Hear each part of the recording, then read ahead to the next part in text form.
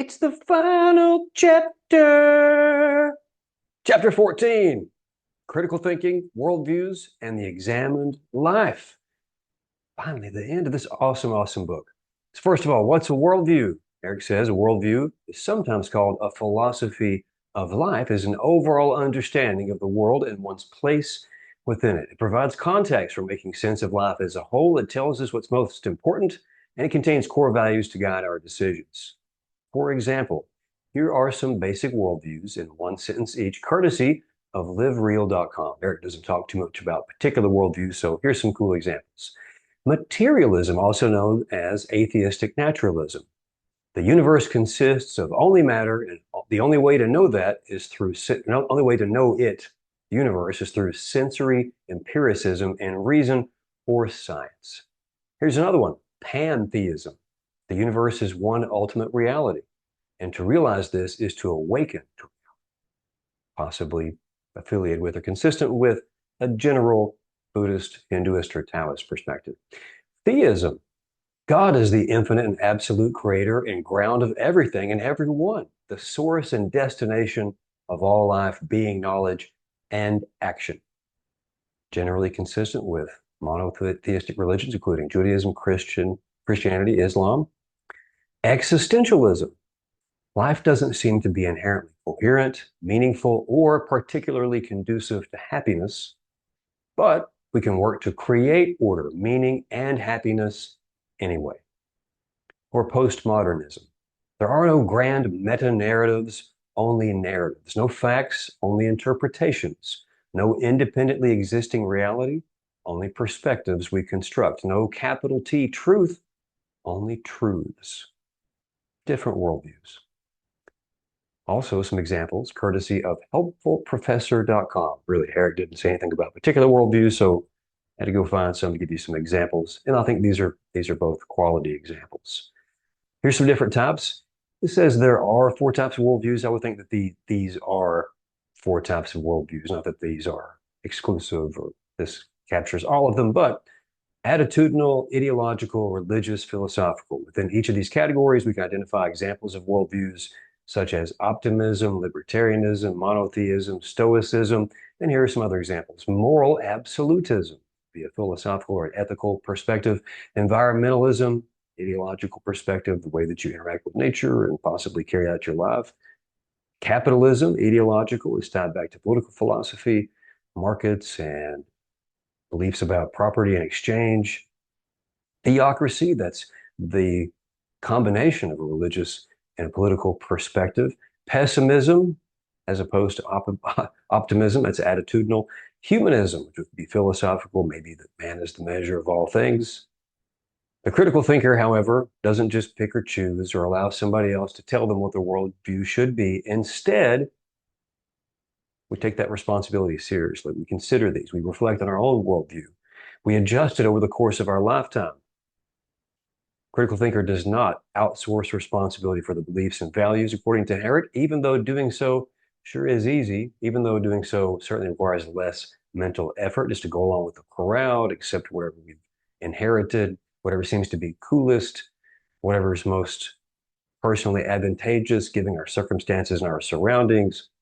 Instead, they seek a worldview that makes the best sense of life overall, one worthy of an examined life. Now, how do you pick a worldview?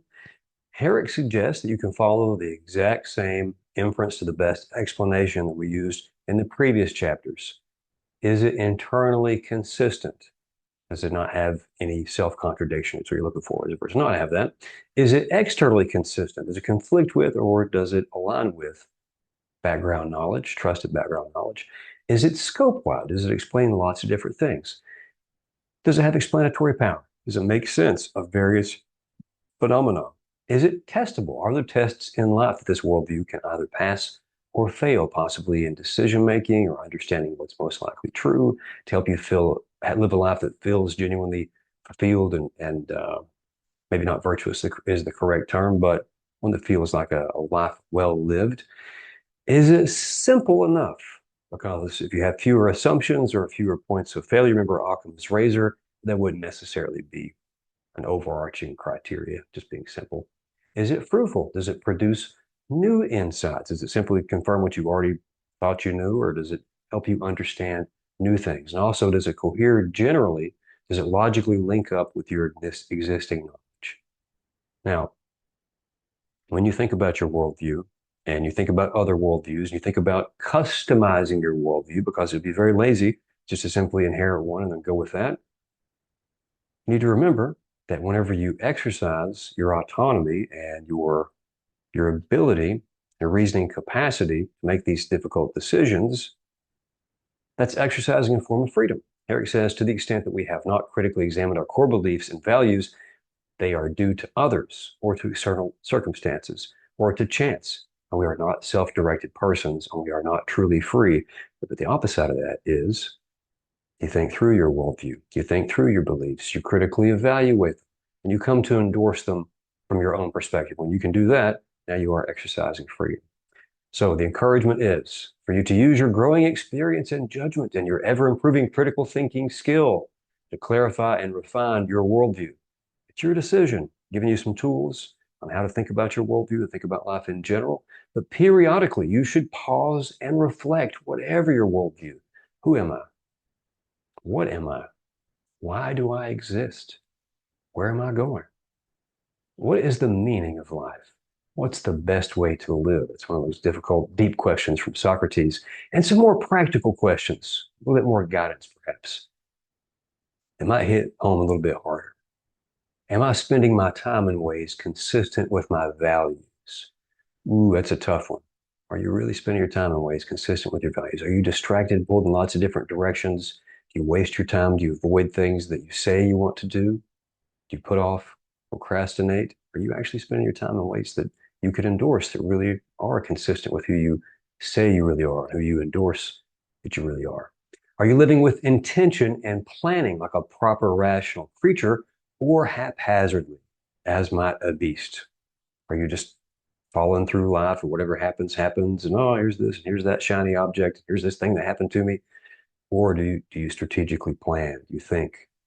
You carry out a plan? Do you revise it? One of those perspectives, one of those approaches is far more appropriate for a rational creature. It's your decision as to which path you follow. None of us is perfect, but that's the goal. That's the ideal from a critical thinking perspective, anyway. Am I treating others in a way I can truly endorse? Am I living a life that I can really say is morally defendable? Am I proud of the way that I've treated others? Or do I need to make some adjustments? Perhaps others are treating me in ways that I can't endorse. Maybe I need to stand up for myself to change the way I interact with others, to be more assertive or more kind, more forgiving. That's for you to reflect on. But you have that capacity, and now it's enriched with critical thinking to do it. And last, am I living a life that I can look back on with pride and satisfaction rather than shame and regret? Because as far as I can tell, as a critical thinker, we just get one. Even those who believe in reincarnation do not believe that you remember your past lives, so it might as well be a different life. As far as we can tell, we just get to do this one time. Make it a life that you can look back upon with pride and satisfaction and contentment when you're 80, 90 years old, not one where you think, man, I wish I had spent my time better. I wish I had made more decisions from the perspective of courage and love, and fewer decisions out of the perspective of selfishness and fear. I wish I had pursued those cool goals that I really wanted to do. I wish I had tried to do those things that I really wanted to do rather than just watch others do it. I wish I hadn't allowed the fear of embarrassment, the fear of failure to stand in the way of doing great things. Don't be the person that regrets, be the person that can stand up with pride when their life comes a little bit closer to the end. I'll leave you with two quotes, one from Herrick. A critical thinker's job is never finished, never. Talk about the examined life here, reflecting on the person that you want to be and living consistently with your values and making sure it's a life you can be proud of. I don't do that perfectly at all, but it's the standard. And it's what I try to return to as a philosopher and a critical thinker, because our job is never, ever finished. Reflective people are examining their lives and learning things and making improvements, even in their retirement years, even in their retirement years. And here's the final quote, and this is from Mr. Joshua Liebman from my old book called Peace of Mind. He said, quote, "The human self is not a gift. It is an achievement, something you work for. It's not a static reality either, sprung full blown, completely finished, but instead a victory that is never fully consummated until the chambers of our heart flutter and fill for the last time. This has been Think with Socrates, an introduction to critical thinking by Paul Herrick. I'm Professor Matt. I hope you've enjoyed.